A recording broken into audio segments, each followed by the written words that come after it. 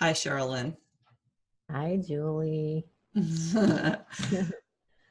So this is a really interesting conversation that we started having about what does universal women mean and how can we embody that concept. And well, we are embodying it, and how can we bring it out to the world and to other women to understand about our connection to each other, our connection to the world and beyond, and just how we're all connected, right? That's the musing for today. Yeah. Well, and it's also this, so you just pointed outward, like our connection with each other, we are one in this universal women kind of energy, but it's also this universal woman that goes inward too. It's kind of like, who are we? It's kind of like this identity piece and then this call to action piece to really ground this idea. When we think of universal, a lot of people have different connotations to the definition of that word. We should look it up. What is it? And Google it. What is the definition of universal? I'm going to do that. But when we do that, I want to, like, this piece of us going within and really embodying universal. What does that mean? What does it feel like? How does that express itself? And then again, that outwardness of the sisterhood, the collective whole of who we be and who we are, and the responsibility. I'm going to add that too. The responsibility of that. It's more than the mama bear on the planet waking up. It's more than the fierce feminine rising. It really is, to me, this integral part of our identity that then makes us take a greater responsibility for the whole. So I'm going to drop that in and I'm going to look up UniverSoul, A-L, and we're talking UniverSoul, S-O-U-L. But go ahead and respond to that if you want. Well, I think it's interesting because I've been having a lot of conversations, it seems like, recently about the microcosm and how it's related to the macrocosm. So, when I'm tuning into someone's physical body or my own physical body, there are all the cells and they're communicating, and then there's all the space between the cells and the things that science and medicine has identified, and then the parts of us that we're not quite sure what it does. It's pure potential, or it's a communication that we're pretty sure is going on, but we're not sure how that's happening. And when I think of universal women or universal woman, it's kind of, I start seeing it in that kind of a way where I'm thinking about all the women across the planet right now, all the beings. It's not just women, but we're talking about women. We're focusing on women right now.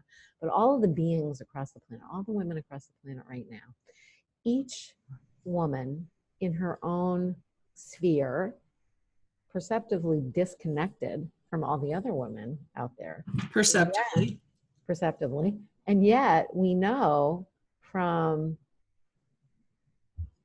the chance meetings and the way that we, feel what's going on across the planet just from hearing about someone, or just having this dream. Even in our dream states, we can connect with other women across the planet. And I think about that really is what the universal womanhood is. It's like we have these threads that tie us together. And how can we amplify those connections, deepen those connections with each other, so that we can actually join forces with our sisters who aren't necessarily in our own neighborhood, but maybe, but also expand outward and understand that anything that we do within our own sphere, within our own little sphere, actually is connected to other people doing the same thing or something similar. Or they're kind of, I wish I knew someone that I could collaborate with on this dream that I have of shifting shifting things around, how women are in the field of education, or, you know, whatever it is that our passion is. Mm-hmm. And actually understanding that we have more of a connection than we realize. I think that that's part of it. So what'd you get? You Googled.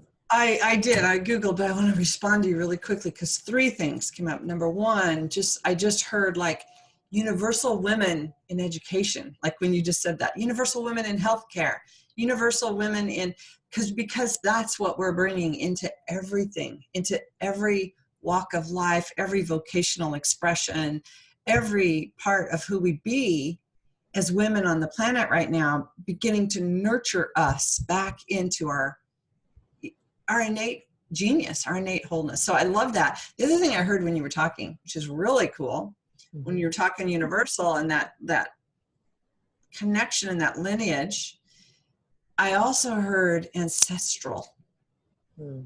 I also heard this deep connection with the generations backwards and the generations forward.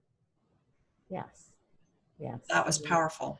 Yeah, I think that we can't forget our, not just our history, but also our expanded view of who we are, as, you know, we're in this human body right here, right now. But when we expand out from that, it's like our, whatever your beliefs are about other lifetimes or other dimensions or whatever, it's like we do have this, like we make an energetic impact, and it doesn't change whether we're still in a body or not.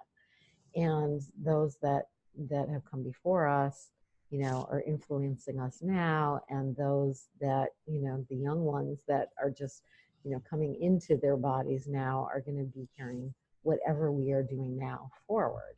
And so Yes. how to tap into that too. Yes. Good point. I love that. And I love the idea of almost this holographic kind of, when you were talking about the micro and the macro, because that's an important piece, that the whole of who we be as universal women together is really coded deep within me as an individual universal woman, and vice versa. So the definition of universal, AL, okay, let's read it. Julie's gonna like this. Of relating to or characteristic of all of the whole. Applicable everywhere in all cases. Concerning all, involving all. Used or understood by all. Present everywhere. Present everywhere. Let's see.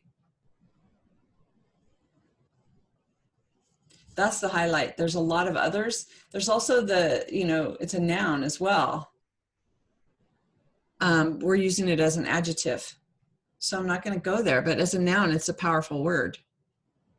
You know, so interesting. What's that stir up for you?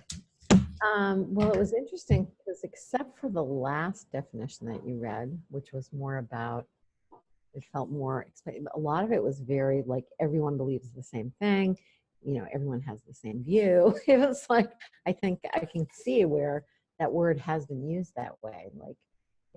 Even if you think about a remote control, a universal remote, like works with all the TVs and all the devices because it works for everything. And, you know, I think that one of the things that we focused on a lot is our differences, and accepting our differences and respecting our differences. And when we're having this conversation going forward, it feels really important to focus on the universal aspect where we are at our core, the essence of that which created us, that which we are a part of, right? And so as women, you know, even the identifying ourselselves by our gender, you know, and there are, you know, right now there's a lot of fluidity about how people are identifying themselves. And we're taking our focus on women who identify themselves as women and what our commonality is. But I think as women, You know, it's like if you have, and you and I both have daughters and sons. So I think this is an interesting thing. It's not like we say, oh, you know, this is, I'm going to treat you this way and I'm going to treat you this way. You know, somewhat. I mean, I didn't have my son wear dresses. If he had wanted to, I guess I would have, but that wasn't his thing. Um, but but as far as these are my children, these are, you know, I'm going to nurture them and nurture their curiosity and make sure that they feel loved and understood and have a place to blossom in who they are. And, you know, I didn't really separate them in that way, you know, as male and female children. And I think as women, as we are looking at how we can shift the consciousness of the planet, it really is about looking at everyone with equal value.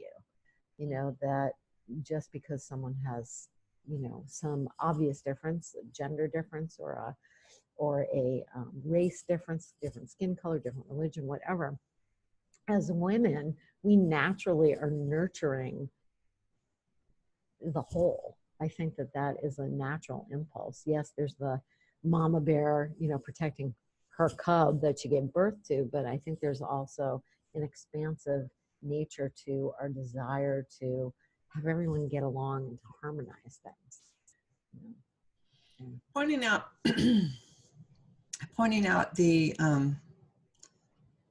idea of our children shifted something inside of me, and what moved through me was our capacity as women.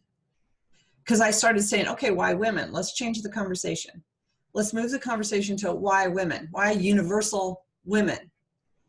And what happened inside of me when you began talking about us having daughters and sons was our capacity to hold that universal love for both genders, for all genders, because it's more than male, female, masculine, feminine. It really is about all children. So you know, when I was thinking, okay, let's change it to why women, that sunk in as a really important concept of why we would say universal women, because it really taps into our innate ability. Not that men don't have this, but we birth both genders. We create. The men, yes, their sperm helps, right? It's a part of the equation, obviously. Right. But the birth of both genders comes through our bodies and our souls. And we have the capacity to really, really love, honor, and cherish all gender. So it brings me back to my partner, Brian, said something to me when I was telling him about us working together and that we were going to really, our focus was going to be women. And he said, the very first conversation you need to have is about, you know, why women? Like why, like we're trying to, not overcome, but we're trying to, stop this duality and stop this dualistic thinking and, you know, good and bad and right and wrong and male and female and blah, blah, blah, you know, and so if you're starting out right from this was his point, if you start out right from the get-go by separating and saying we're women and we're doing this thing and it's focused on women, he said how are you really coming together for the whole? And I think the giving birth to the male and female is a good part, because we do give birth to both as women. And that's a unique thing that we do that men don't do, or people that have those genetic, you know, that genetic makeup is able to do. So I don't know. What do you think about it? Because there was part of me that was like, oh, you know, I kind of had this, when he said it, I was kind of like, yeah, you know, I used to, when you and I first met, you know, my business name was A Woman's True Voice. And my clients up until that point had been, at least 90% women. When I held groups, it was women, and, I was very women focused. And, over since you and I have met, that changes. Like, I want to be more inclusive. It doesn't feel balanced for me personally to be just focusing on women. So it's interesting to have this conversation right from the get-go, because why are we focusing on women? I don't know. I just wanted to throw that out there, because I think there's a little part of me that's kind of like, am I doing the right thing by just, being exclusively like focusing on women for this? I feel really called to respond to that piece, because I'm stirring, I'm bubbling. This is this effervescent emergence that's really important on our planet, because it's so much more than just jumping on the bandwagon of something trendy when we look at what's happening in our world today. There's a lot, and I just want to presence this with reverence and respect and love and compassion, that women are hurting, and women have been hurting, and women have been oppressed, and women have been abused. Women still are across the planet. So when I say that, first I hold that, preface that in my heart, because it's real. Yeah. And it's big, and I got goosebumps all over my body right now. I feel like I want to cry. It's bigger than we allow ourselves to know in the Western world. In the Western world, the women's rights movement, oh my gosh, I didn't think this was coming up and out. Wow. The women's rights movement opened a lot of doors, shifted a lot of things. In the progression of this energy, we're allowed to vote. There's a lot of things that have happened. And when I think about it, the number one thing that really shifted was it empowered women to compete with men in a men's world, but in a masculine way. Women came to the board table with their business suits on and learned how to compete in a masculine, male-dominated, patriarchal cultural system. So there's the patriarchal systems. Our world still looks very, very, very patriarchal. It does. It still is. And we're going through that right now. So here's what's really deep down that my soul is crying out to express, is that it's not about creating more duality, excluding men. This show is for men too. But it really is about healing that gender wound and healing that imbalance, that energetic imbalance on our planet that created this culture of oppression, misogyny, abuse, neglect. I mean, I can go on and on, discrimination.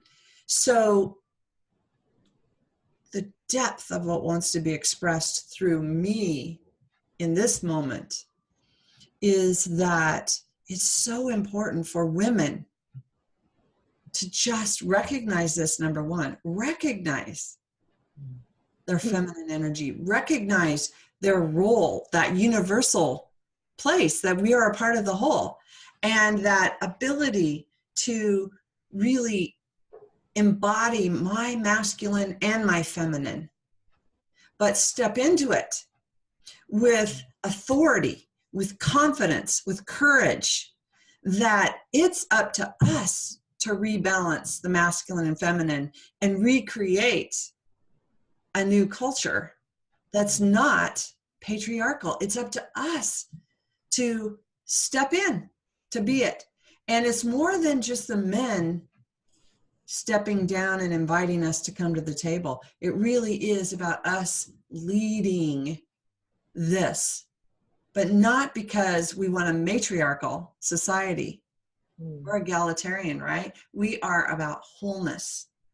We are about the ubiquitousness. I don't know if that's how you would say ubiquitousness, but we really are about that universal balance.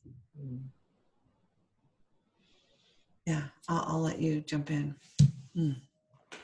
I hear you. Thank you. Thank you for that perspective. It's like, you know, and you know, my partner's,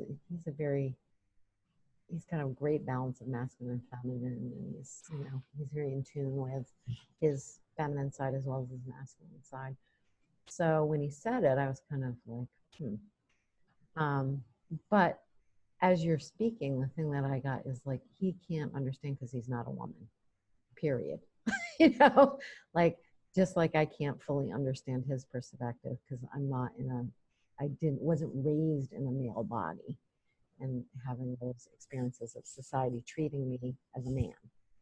And whether it's right or wrong, it doesn't, like, we were raised a certain way and we've been exposed to things in a certain way because of our gender. And so when I think about, you know, what is that to kind of taking back the responsibility. It's not just power. It's like the responsibility of being on the planet as a conscious woman, bringing consciousness to my actions and to things that I may have in the past just done by rote without even realizing it, like automatically. Like, I had this really interesting experience where I posted about it on my Facebook page. I was going through some old Facebook postcards that I had created a long time ago. And there was this picture, and it was, you know, it looked like it was maybe the 50s, and it looked like a school picture with a bunch of kids in uniforms. And one of the kids was turned around, and they're all standing there, you know, very proper. And this one kid's turned around, and he had his pants pulled down, and his butt was showing. And the caption was something like, I captioned it, you know, there's always one that shines above the rest. And it was funny when I posted it, and I got a lot of reactions.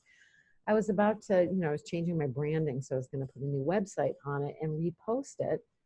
And something all of a sudden, like, it had me stop in my tracks, and I looked at it and I thought, I don't know what was going on here when this picture was taken. There was an adult taking that picture. How did it get on the internet? Did the kid, you know, most likely it was a prank. Like, that was the feeling I had when I tuned into it. It was like, you know, the kid at the last second, the photographer, you know, saying, okay, everyone smile, say cheese. And he quickly turned around and pulled down his hand. You know, that's what I suspect it was, but I don't know that. Maybe the adult pressured him to do that. Maybe he was embarrassed that it, you know, about it. Maybe, I don't know. Like, was it okay for the kid? And why was you know, how did it get to be a public picture, you know, with someone's permission? And so I just decided, because I wasn't sure, that I wasn't gonna post it. But it's that kind of thing. Like, there's so many things like that we just do automatically, you know, you know, making assumptions, I think. Mm-hmm. So that's, I think, part of what I see this show being, really bringing consciousness to some of our automatic beliefs and our automatic ways of being. Right? Yeah, exactly. And you know what I just thought of when you were speaking of that photo was the difference of it being a boy or a girl doing it. Mm-hmm. The difference of how the class would treat it, the difference of how the adults would treat it, the difference of how the world would treat it, just by the gender of who turned around to moon the camera. Yeah, actually, when you just said that, I thought about, you know, if one of my kids had done that and I found out about it or saw the picture or whatever, if my son had done it, I could see, like, my reaction would be like, oh, Jasper, like, like, oh, you're being a little rascal. But if my daughter, I would have been afraid for her. Like, that's what just came to me. It was like, like this kind of, oh, like, that's not right. Like, to have her exposing herself like that, even if it had been her choice, to do it. Because she definitely was a button pusher when she was a little kid. But, I don't know if she would have done that. But, even if it was her choice, my reaction is, that's not safe for a girl to do that. We're a See, boy. and I go to judgment. I love that you go to safety, like protecting her. I go to judgment.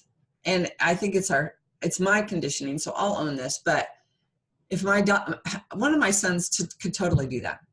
At any age, he would do that. Like, probably both of them. And it would be, oh, they're just being boys being boys, or the trickster, or the fun one, or the one that always wants to make people laugh. If my daughter did it, I would judge her character. No, I wouldn't judge her character. I would be totally confused if she did it, because I cannot imagine. You can imagine your daughter doing it. I can't even imagine my daughter thinking about it. But I'm afraid of the judgment of that, because if any other girl would have done it, I would have started to think in the terms of their character and sexuality, and how we've been in a box to not express ourselves in a sexual, sensual way. I have, and I've lived decades hiding my body and my expression, and really, it's bigger than this conversation. It's probably another conversation that we have to have on this show. Yeah. That we will have, probably many on this show. But really, our sexual identity has been oppressed as well. If we were going to be the good little girls, and you can claim it if you have it, but I definitely had this internal dialogue and expectation to be that good little girl and to please others. And so that part of me, I would have never even thought about grabbing my pants and turning around and pulling my pants down. I would be mortified. It wouldn't even be into my consciousness. That's why I can't imagine it even with my daughter. But there is that judgment. There's that fear. There's that, they would be called, I guess I'm just going to say slut. Mm-hmm. In my culture, they'd be a slut. If they did that, everybody would be going, oh, that's that one. Yeah. It depends on how old they are, I think, too. But but I have to think, my daughter, when she was that age, in elementary school, she was always hanging out with the boys. She thought the girls were boring. She was always hanging out with the boys. And there was a few times she came home with some language. I was like, oh my, do you even know what that means? And so she was definitely. I was thinking of teens. So it's different with elementary too. But the picture I think was that I was referring to was, younger. Yeah. We would definitely, there would be discrimination on boys and girls, no matter what age it would be. It would still be a thing that we would question. That's definitely a topic we should delve into, because I can see the threads and thinking about expectations and and how they've changed, and and different depending on where you were raised. I was raised in a pretty sheltered town, but it changed. Like, people who are raised there now, it's not like that. And interesting. So I have another question for us to just kind of muse for a minute or two or three or whatever, as we bring this conversation to a close, is why would the women want to tune in? Why would the women want to listen to this podcast and join in this conversation and really participate and emerge into this process of UniverSoul Women? Yeah. Why would we? Well, for one thing, there's like, I think, some women have this feeling in their lives of sisterhood. They have a circle of women or at least a close friend that they can share things with. And some don't. And there's been times in my life where I've had more connections. I'm in a new area. Just 2 years ago, I moved to this area. And, it's taken me a while to develop friendships. So I still rely on my online relationships like you and I, talking on the phone and Skype and, people who don't live near me. And so I think that that's part of it. Like we're actually, like, you would tune in because Julie and I are best buds for for quite a while since we were traveling around the country together. And we want actually you to join us and to have that feeling of sisterhood just in these conversations that we're having. Welcoming feedback and welcoming you to participate in the conversations and pose the questions with us. It's like not just the two of us, right? So in that way, I think that this show is going to provide that. But also, there's something about, in the whole way we got started, even talking about doing it, was this idea of, we don't want to be the nice girls anymore. And it's not that we're going to not be kind or, have integrity and all of those things, but that idea that there is a fierce feminine power that we all have. And it comes out like if you're defending your kid or if, someone's attacking you in a certain way, or it can come out then, but there's such a well of power that can help shift the planet right now that I think we've barely scratched the surface of. And so by tuning in and participating with us as we have the conversations and it grows into actions and ideas and it becomes an incubator for things.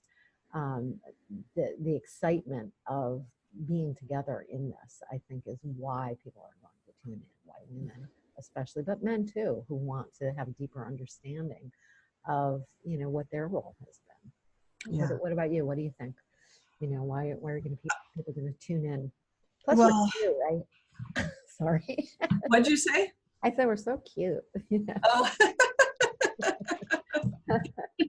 You're so cute. So I concur with what you've already said. And what emerged for me listening was this sense of not urgency. A lot of the masculine models on the planet right now of we need change, we've got to do it now, we've got to do it fast.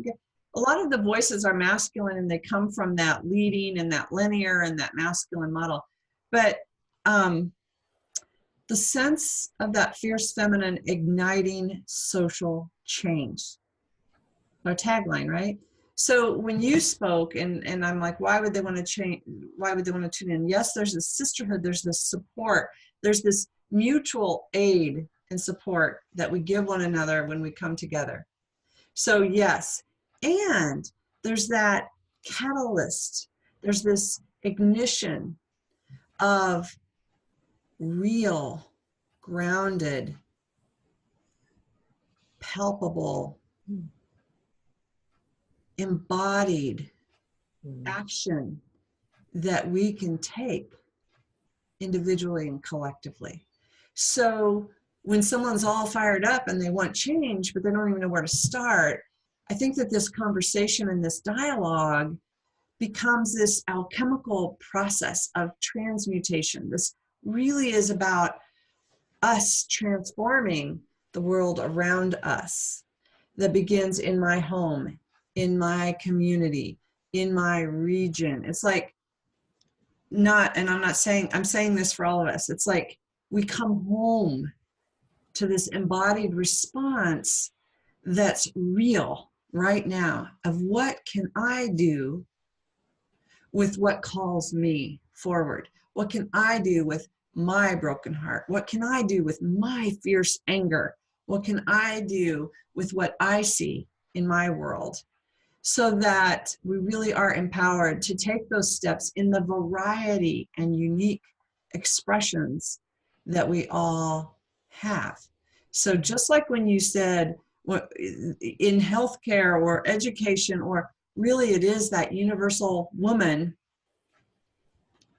in all realms of life, creating the cultural change with everything.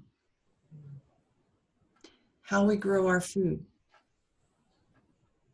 how we gather in community, how we teach our children, how we heal, how we govern, how we exchange resources, how we care for the planet. And to me, it brings it here, creating cultural change that comes from the inside out, that's really rooted in our heart center and our fierce feminine down below here too, but in balance. It's like, yeah, it's like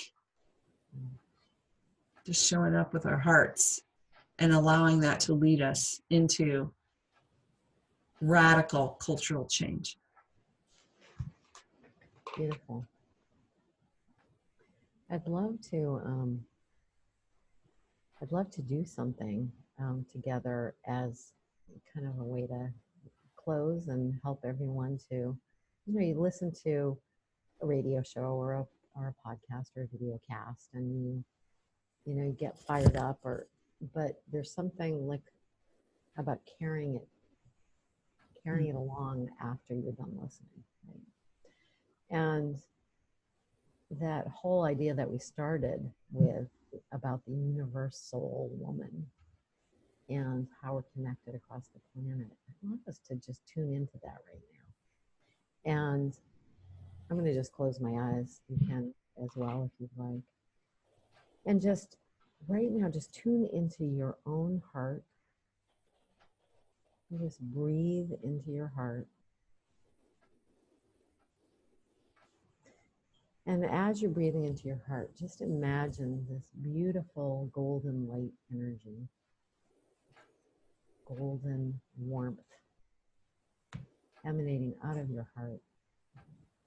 And feel it in every cell of your body, and even in the space between the cells, that it just emanates from your being out beyond the boundaries of your physical body.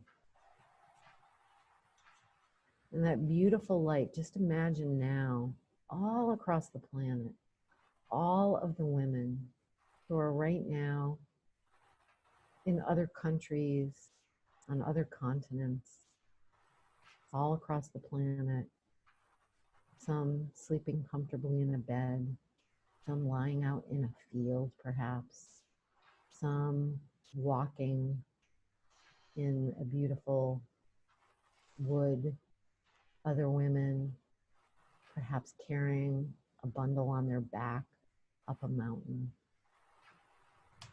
Just see all of these women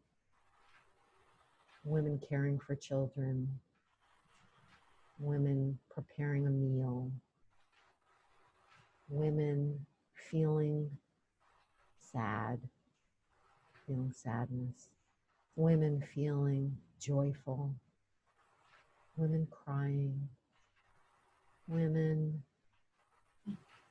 confused, women lonely, women ecstatic. Just feel all across the planet, all of these women, and see that very same light that is emanating from you in all of your cells is also containing each of those lights across the planet. All of us connected, universal women, and know that right here, right now, you might not know what it is that they're feeling, but there's an acknowledgement from all of those women in every cell and every particle of their being is feeling your acknowledgement of them right now. And just feel that connection and that light. And just know that that is actually the truth. We are connected. You're not alone.